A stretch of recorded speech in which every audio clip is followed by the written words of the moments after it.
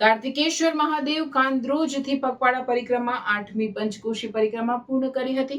કાંદ્રોજથી શિનોર મુકામે આવી ચડતા ભવ્ય સ્વાગત કરવામાં આવ્યું। શિનોર ખાતે પંચકોશી પરિક્રમાવાસીઓ શિનોર મુકામે આવી ચર્ચા ભવ્ય સ્વાગત કરવામાં આવ્યું હતું।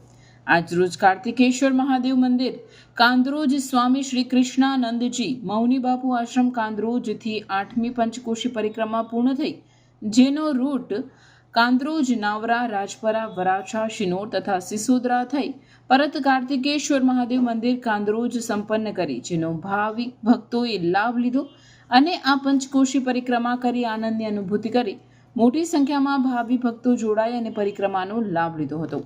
રિપોર્ટર જેશલ વસાવા, સિનોર સમાચાર ન્યૂઝ, શિનોર। જય સિયારામ।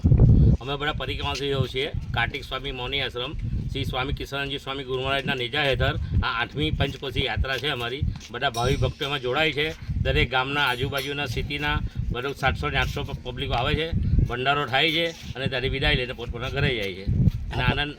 આ પરિક્રમા કાંદ્રોજ ગામથી નાવરા, રાજપરા, માલસર, વરાછા, સિનોર થઈને સિસોદરા થઈને પાછી કાર્તિક સ્વામી મંદિરે જાય છે।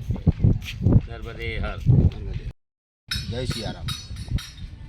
કાર્તિક સ્વામી મંદિર મમની બાપુ આશ્રમ કાંદ્રોજ પંચકોશી પરિક્રમાનું આયોજન સ્વામી શ્રી કૃષ્ણાનંદજી મહારાજની નેજા હેઠળ આજે 8મી પરિક્રમા પૂર્ણ થઈ છે। બધા ભાવિક ભક્તોએ લાભ લીધો છે।